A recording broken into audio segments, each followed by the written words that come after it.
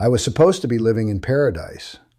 Instead, I'm 65 years old, broke, and telling you this story from a borrowed room in my sister's house. My entire $200,000 retirement fund is gone, liquidated to build a beautiful beachside bar in the Philippines that I'm now forbidden to enter. This is the story of how a promise of love became a meticulously planned operation to steal my money, my dream, and my dignity. I was the king of a cardboard crown, and I didn't even see the rain coming. It all began with a simple, intoxicating promise, a promise of love, partnership, and a shared future. Her name was Samantha, and she painted a picture so vivid I could taste the salt in the air. I saw myself as her partner, her co-founder, the man who would help her build a legacy for her family. I thought we were writing our story, using my capital and her local knowledge to create a shared success. I didn't understand that the story was already written, and I was just the financier. My belief in us was the most expensive mistake of my life. Before the Philippines, my life wasn't a life, it was a schedule. For 40 years, I worked in a beige cubicle under the hum of fluorescent lights, coordinating logistics for a company that shipped machine parts I'd never seen. I wasn't building a career, I was serving a sentence. Every day was a carbon copy of the last, a slow march towards a retirement that felt less like a reward and more like being put out to pasture. I did my duty, played by the rules, and my prize was a gold watch and a profound, gnawing sense of pointlessness. My world was colorless, odorless, and completely devoid of passion. The silence in my two-bedroom suburban house was the loudest thing I owned. My wife had left a decade earlier. It wasn't a dramatic, screaming affair, but a slow, quiet erosion, like a riverbank crumbling into the water. We simply ran out of things to say to each other. Our children were grown and gone, living their own full lives in other cities, with obligatory phone calls that grew shorter and more perfunctory with each passing year. I would walk through the empty rooms, places that once echoed with laughter, and feel the stillness pressing in on me like a physical weight. My existence had become a sterile, well-lit waiting room for death. The television was my only constant companion, its mindless chatter a flimsy shield against the encroaching emptiness. My evenings were a bleak ritual of microwave dinners, eaten while standing over the kitchen sink, and then hours spent staring at a screen, clicking on things I didn't care about. Weekends were the worst. 2 long, unstructured days that I had to fill with errands and solitary walks just to prove to myself that I was still alive. I wasn't living. I was simply occupying space, waiting for the inevitable end. I saw a stranger in the mirror each morning, a ghost with tired eyes and a face that had forgotten how to smile. My social circle had evaporated. My work friends vanished the day I retired, and my other friends were absorbed in the warm glow of their own families, their lives filled with the noise of grandchildren and holiday plans. I'd sit in coffee shops and watch them, feeling like a scientist observing a foreign species. I wasn't just alone. I felt fundamentally disconnected from the human race, a ship that had slipped its mooring and was now drifting aimlessly in a vast, dark sea. Then one night, scrolling endlessly through the internet's blue glow, I saw it. A video of a man my age, his face tan and creased with laughter, sitting on a tropical beach. He was talking about a place where the sun always shone, where your money went 10 times further, and where an older man wasn't seen as irrelevant, but as respected. For the first time in 20 years, a crack of light pierced the gray wall of my life. A dangerous seed was planted in the barren soil of my soul. The idea that maybe, just maybe, I didn't have to die in the waiting room. That single video became a rabbit hole, a lifeline thrown into the stagnant pool of my existence. I plunged into it head first, spending dozens, then hundreds of hours devouring everything I could find about retiring to the Philippines. I watched countless YouTube testimonials from men just like me, men who had traded their gray, lonely lives in the West for a vibrant, sun-drenched existence. They spoke of a culture that respected its elders, of a people who were warm and welcoming, and of a place where a man's worth wasn't measured by his fading career, but by his character.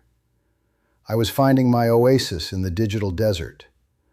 My research became an obsession, a frantic search for confirmation that this wasn't just a fantasy. I discovered a world where my modest pension wasn't a joke, but a fortune. I made spreadsheets, calculated conversions, and read blogs detailing how a man could live like a king on $2,000 a month. The numbers were intoxicating.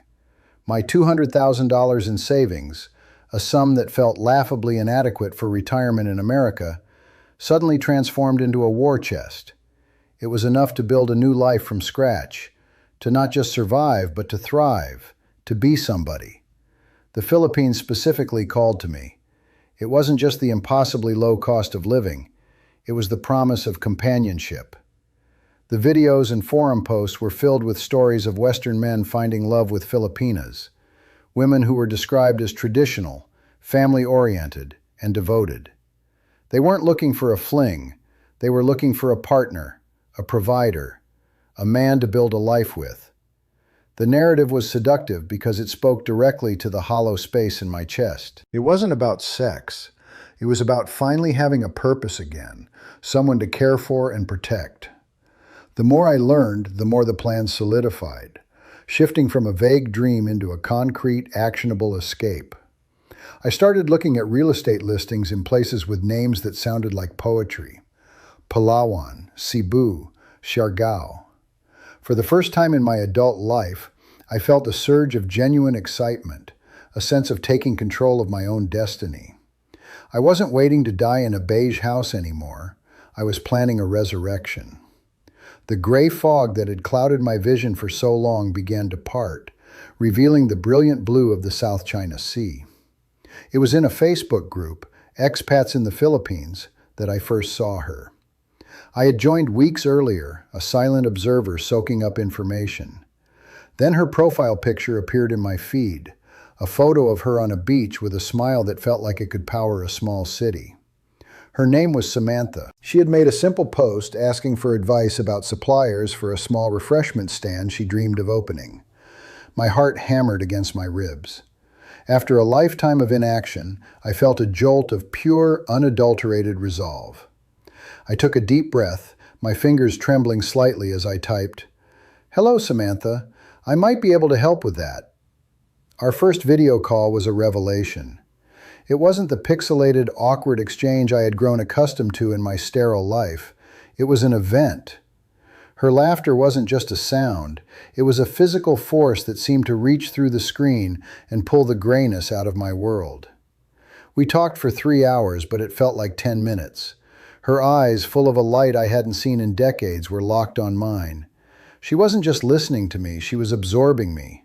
For the first time, I felt seen. Not as an old man, but as the man I once was. A man with stories to tell and a future still to be written. Within a week, booking the flight to the Philippines wasn't a decision. It was an inevitability, a magnetic pull I was powerless to resist. The act of clicking confirm on the airline website sent a jolt through my system, a surge of adrenaline and purpose that I hadn't felt since I was a young man. I sold off a block of my old company stock without a second thought, the money feeling not like an expenditure, but like a down payment on a new soul. My sister questioned the haste, the sheer recklessness of it all, but she couldn't understand. This wasn't a vacation, it was an escape from a life sentence. The moment I saw her at the airport in Manila, the world shifted on its axis. All the fears and doubts that had plagued me during the 16-hour flight, that I was being a fool, that she wouldn't be there, that I looked even older in person, evaporated in the warmth of her smile. She ran to me, not with the hesitation of a stranger, but with the unreserved joy of a lover reunited. When she took my hand, her touch was electric, real, and grounding. The humid, chaotic energy of the city faded into the background. I was the main character in a movie, and my second act had just begun. She didn't just introduce me to her family, she presented me to them like a treasured prize. I, who had become invisible in my own country, was suddenly a figure of immense respect and fascination. Her mother, her aunts, her countless cousins, They all gathered around me, hanging on my every word. My dull stories of managing shipping manifests were received like tales of high adventure. They would bring me plates of food, always giving me the best portion, and they looked at me with a deference that was both humbling and deeply intoxicating. I wasn't an outsider, I was a patriarch in waiting. Our days together unfolded like a perfectly scripted romance. Samantha's affection was a constant, gentle current that pulled me further and further from the shores of my old life. She held my hand everywhere we went, her fingers intertwined with mine as a public declaration. She would touch my arm when I spoke, laugh at my clumsy jokes, and look at me with an expression of pure adoration that made my knees weak. For a man who had been starved of touch and tenderness for so long, it was a banquet for the senses. The cynical, guarded man I had become was being methodically dismantled, replaced by someone younger, lighter, and capable of hope.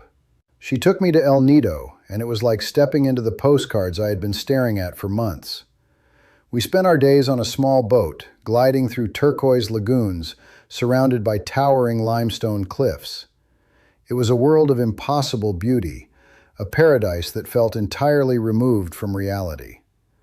We would swim in hidden coves, and she would rest her head on my shoulder as we watched the sun dip below the horizon, painting the sky in fiery strokes of orange and purple. Every moment felt iconic, a memory being forged in real time, designed to be cherished forever.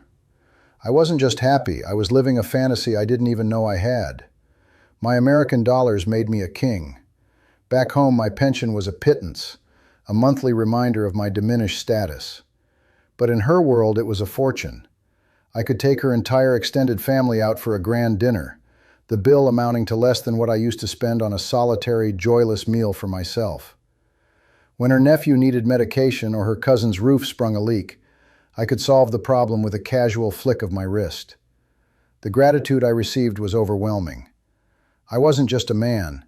I was a provider, a protector, a source of stability and strength. It was the most addictive feeling I had ever known. The idea of the bar was planted with the casual grace of a master gardener. We were sitting on the beach one evening, watching the tide roll in, when she pointed to a dilapidated bamboo hut. "You see that, my love?" she whispered, her voice full of wistful energy. "I always dreamed of having a little bar there, with pretty lights and music for the tourists, our place." She framed it not as a business proposition, but as a shared fantasy, an extension of our love story. The idea burrowed into my heart, a symbol of our permanence, a physical anchor we could build together in this paradise. My critical thinking, the very skill that had defined my 40-year career, simply shut down. I was willingly, joyfully suspending all disbelief. Any rational thought that tried to surface was drowned out by the overwhelming tide of emotion and affection. I was high on a cocktail of her love, the family's respect, and the intoxicating power of my own money. All the warning signs that my friends or family might have pointed out, the speed, the intensity, the financial requests, however small, appeared to me as nothing more than the natural progression of a once-in-a-lifetime love story. I was all in, betting my entire life on this one perfect hand. Leaving her to fly back to America was physically painful, a tearing of the soul. But the distance only intensified my resolve. Our video calls, once a novelty, were now the very center of my existence. They were filled with heartfelt "I miss yous" and increasingly detailed discussions about our bar. The dream had become a project plan. I found myself on financial websites late at night, not with the anxiety of a retiree checking his balance, but with the excitement of a venture capitalist planning his next big move. I started liquidating my 401k, moving chunks of my life's work into a checking account, ready to deploy it for our future. I saw myself as the author of my own epic. The narrative was flawless. A lonely, forgotten man escapes his gray existence, finds vibrant love in an exotic land, and uses his wisdom and resources to build a legacy with his beautiful younger partner. It was a comeback story of magnificent proportions. I wasn't just a retired logistics manager. I was a founder, a pioneer, a romantic hero. Each dollar I prepared to send wasn't an expense. It was a line of dialogue in the perfect script I was writing for myself, a script that would finally give my life the meaning it had always lacked. Looking back, I can see I was so captivated by the role I was playing that I never stopped to ask who had written the script. I was the star, the producer, and the financier of a blockbuster romance, but I was the only one who hadn't read the final pages. The whole experience felt too perfect, too seamless, like a movie where every scene lands exactly as it should. A story this flawless is never real. It was a beautiful, meticulously crafted performance, and I had paid for the best seat in the house, never realizing it was a one-man show. I should have known it was too good to be true, but I was a drowning man, and I didn't want to see the truth. I wanted to believe in the rescue. The first request came subtly, wrapped in a blanket of late-night concern. It was a crackle in Samantha's voice during a video call, a story about her mother running out of the medication she needed for her heart. It wasn't a demand, just a statement of helpless sadness. The amount was trivial, barely $100. Sending it wasn't a decision, it was a reflex. I felt a surge of pride as I clicked the transfer button. My financial reservoir, the vast lake of my life's savings, was so deep and still that this small withdrawal felt like a single cup of water drawn to quench a desperate thirst. It felt good, righteous even, to be the man who could provide. I rationalized it as an act of devotion, not a transaction. This was what a real partner did. In my old life, my money was a dead thing, a number on a screen that measured my slow march toward obsolescence. Here, it was alive. It could soothe pain, restore health, and bring a smile to the face of the woman I loved. I told myself that I wasn't just sending money. I was weaving myself into the fabric of her family, becoming a son to her mother, a pillar of support. This wasn't a red flag, it was a rite of passage. The tiny fissure this created in the dam of my savings was microscopic, invisible to the naked eye. A few weeks later, another crackle in her voice, this time laced with panic. Her younger brother, who used his motorcycle to deliver goods for a living, had been in an accident. He was fine, but the bike was wrecked, his livelihood gone. Samantha was distraught, weeping over the screen about her family's constant struggle, how they could never seem to get ahead. The cost of a new, second-hand motorcycle was a few $100s. I saw it not as another withdrawal, but as another test of my role as protector, a chance to slay a dragon and rescue the princess from her distress. It felt heroic. My justification was immediate and defensive. Anyone who saw this as a pattern didn't understand the Philippines. This was family, a unit that breathed and struggled together. My ability to solve this problem wasn't a weakness, it was my strength. My money was the tool that allowed me to be the man I always wanted to be, capable, decisive, and indispensable. My financial reservoir was still vast, the surface barely disturbed. This new fissure was nothing, just a hairline fracture in a massive concrete wall. I felt powerful, not foolish, as I transferred the funds and watched her tears of panic turn into tears of gratitude. Then came a request that was foggier, less defined. An uncle in a distant province was in some kind of trouble with a business associate and needed to pay off a debt immediately to avoid serious consequences. The details were vague, delivered by Samantha with a sense of frantic urgency that discouraged questions. For the first time, a flicker of something, not yet suspicion, but a cold, analytical thought, tried to surface. I pushed it down, hard. Questioning her felt like a betrayal. Proving my trust, both to her and to myself, suddenly became the most important thing in the world. I built a fortress of rationalization around the payment. This was the price of admission into a new culture. I was an outsider, and I couldn't expect to understand all the intricate family obligations. To judge their world by the standards of my sterile, disconnected life in America was the height of arrogance. I wasn't being taken for a ride.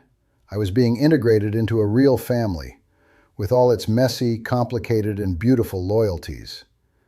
The faint cracking sound from the dam of my finances was getting harder to ignore, but I told myself it was just the structure settling, adjusting to its new, noble purpose. The request soon began to pivot toward our future. Samantha called me one day, her voice full of practical energy. The dilapidated bamboo hut on the beach, the one that was to become our bar, Needed a new NEPA roof immediately. The rainy season was coming early, she said, and if they didn't fix it now, the water damage would compromise the whole structure. It was a pre-investment, a logical first step. It made perfect sense. It wasn't a handout. It was the first nail being hammered into the foundation of our shared dream. This wasn't a leak, it was irrigation. I embraced this new framing with relief. This wasn't charity, it was a capital investment. My internal monologue shifted from that of a lover to that of a savvy businessman. I was no longer just plugging unexpected leaks. I was now strategically opening a sluice gate on my reservoir, channeling my resources to fertilize the ground of our future enterprise. Sending the $1,000 for the roof felt different. It was proactive, not reactive. It was the moment my role shifted from provider to co-founder, and I felt a renewed sense of control and purpose. I was building, not just bailing. But the tone of our calls began to change, the easy romance now threaded with a new wire of anxiety.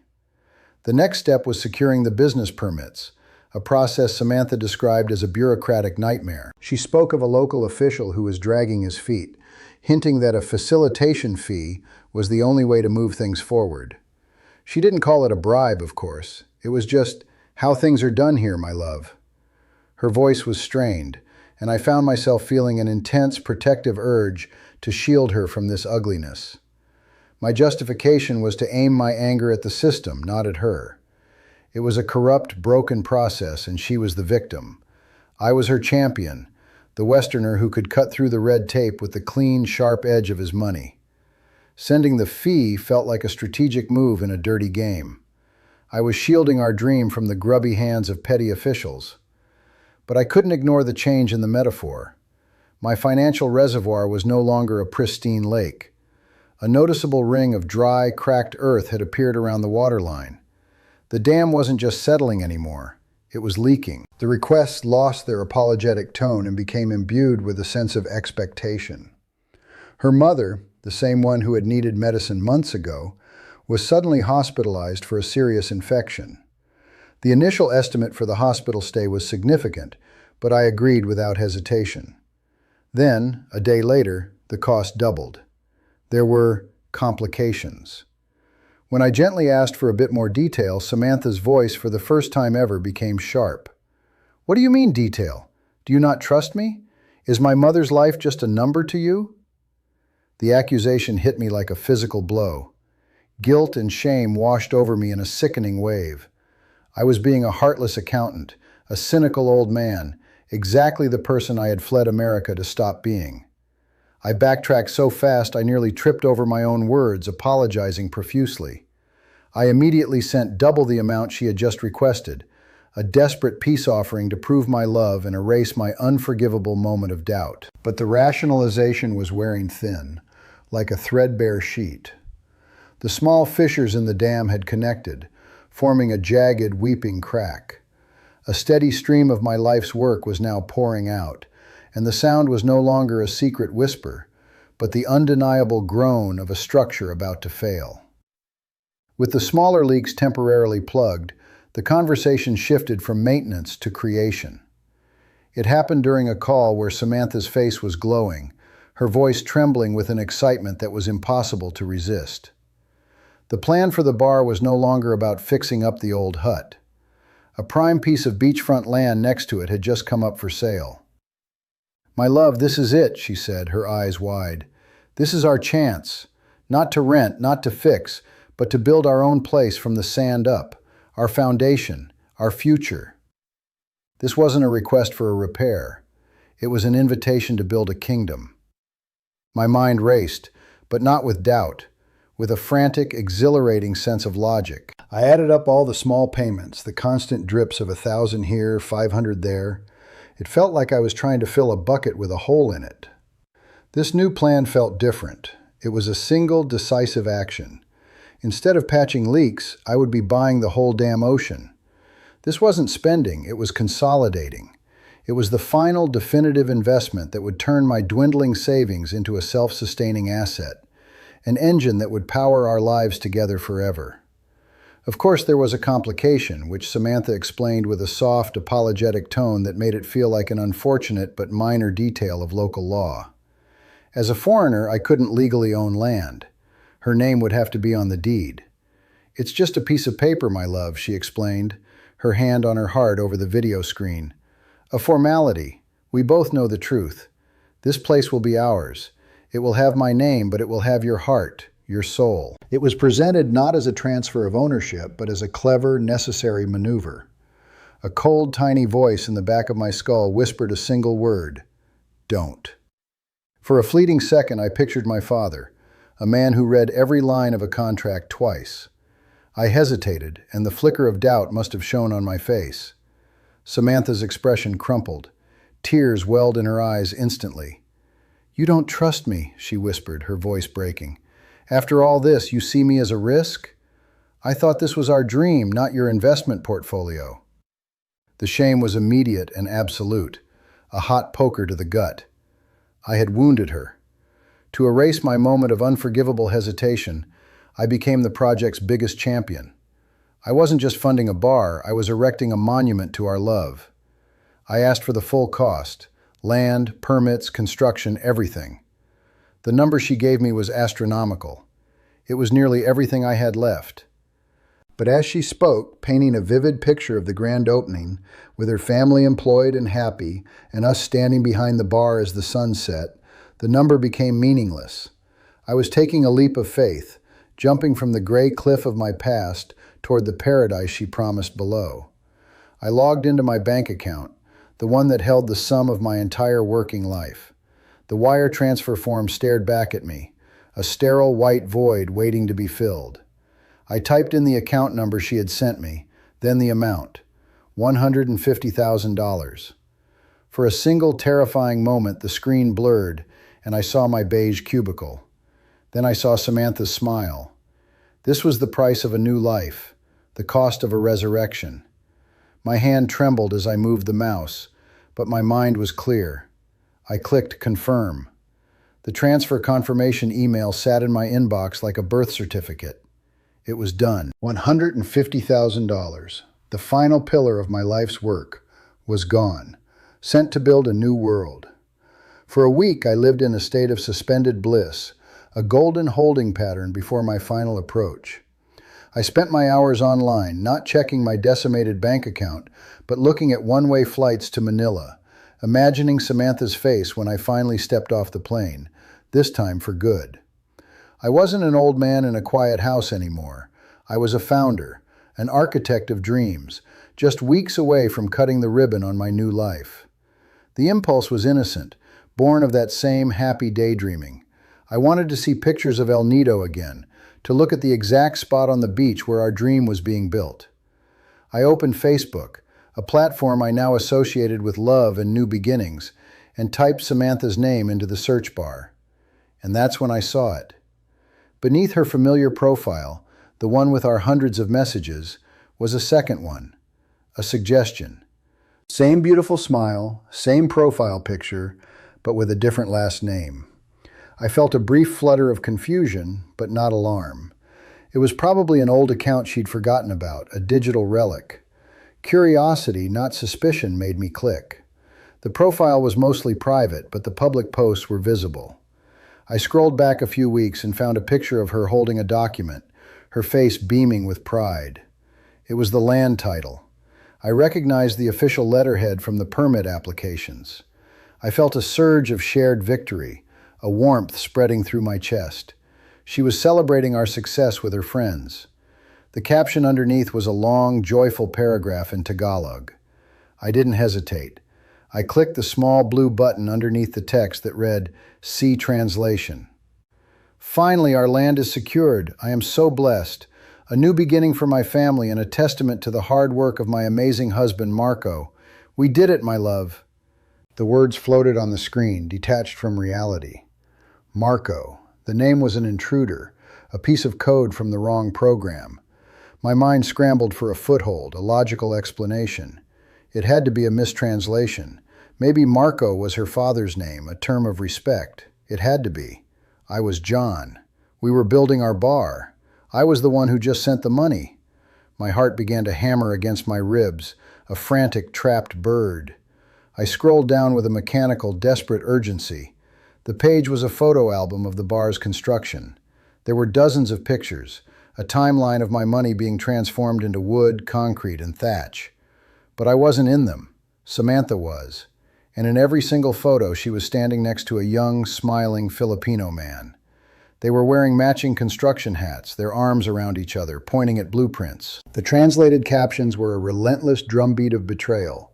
Marco checking the foundation. Samantha and Marco choosing the lights. Our first wall is up. We are so excited. My breath grew short, the room closing in around me. I was a ghost watching a film of a life I was supposed to be living. The curtain hadn't just fallen, it had been ripped away, revealing the scene backstage. The play was real, but I was not in the cast. I was just the offstage financier, my role now concluded. I scrolled to the most recent post from just 2 days ago. It was a photo of the finished bar, glowing under the stars, even more beautiful than I had imagined. Samantha and this man, Marco, were in front, his arms wrapped around her waist. They were kissing. Above their heads, the newly painted sign was clear, its cheerful font a vicious mockery. It didn't read John's Place or Our Paradise. It read Marco's Sandbar. I didn't move for an hour. The screen glowed with their happiness, a digital bonfire built from the ashes of my life. My first instinct was to call her, to hear the explanation, the lie that would make sense of it all. But the calls went unanswered, the messages unread. The silence was the confession. There was no misunderstanding. I was not the victim of a mistake. I was the target of a plan. The vibrant love story that had filled my world with color and light was a meticulously produced fiction, and I had just watched the credits roll. I had paid for everything, including my own erasure. The last of my money was spent on a final, desperate flight back to Palawan. I didn't have a plan. I just had a primal need to stand there to prove I was real.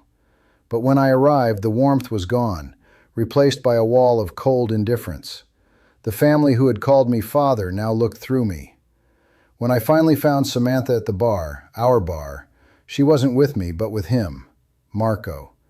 She looked at me not with guilt, but with annoyance, as if I were a stray dog that had wandered onto her property. She said nothing. She didn't have to. The security guard who blocked my path said it all.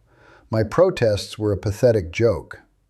I waved my bank statements in the humid air like a madman, pieces of paper that proved nothing except my own stupidity. They were just receipts for a fantasy I had purchased. I went to the local police, who listened with bored sympathy before explaining that all the documents were in her name. It was a family matter, a business dispute. There was nothing they could do. I was a king with a cardboard crown caught in a downpour, the soggy pulp of my authority melting away, leaving me as just another crazy old foreigner who didn't understand how the world worked. With my last few dollars, I stayed in a squalid little room far from the beach, the sound of motorcycles a constant grating reminder of the life buzzing on without me. Every part of my investment, the land, the building, the laughter I could hear carried on the wind, was a brick in the wall of my own prison. I was a ghost haunting the edges of a party I had paid for. The final humiliation was the call to my sister, my voice a choked whisper, begging for the money to buy a plane ticket home. I wasn't just broke, I was an object of pity. Standing in the Manila airport for the second time was a cruel mockery. I had arrived a king, full of hope, ready to start my second act. I was leaving a beggar, a hollowed-out man shuffling in a line, desperate for the anonymity of home. The vibrant, chaotic energy of the country I had fallen in love with now felt predatory and alien. I was a shipwreck survivor who had finally washed ashore, not on a tropical paradise, but on the barren coast of his own failure, with nothing left to do but stare back at the glittering, distant wreckage of a ship I had built myself, and then deliberately sunk. If you are a man like me, a man sitting in the quiet gray of his later years, dreaming of a second act under a tropical sun, then listen to me. I'm not telling you this story for sympathy. I'm telling you because I am the ghost of your future if you are not careful. You think you're building our dream, funding our business. You are hypnotizing yourself with the word we. Let me tell you the hard truth I learned standing outside the bar I paid for. It's not a partnership. It's a transaction where you provide the capital and she acquires the asset. Do not fall for the blueprint of the heart. The business plan presented with tears over a video call is not a market analysis. It's an emotional X-ray designed to gauge the depth of your loneliness and your bank account. You feel like a king in that remote paradise, but your crown is made of cardboard. The first legal dispute, the first disagreement, that's the first drop of rain. In a system you don't understand, surrounded by a family that is not yours, your royalty dissolves into mush.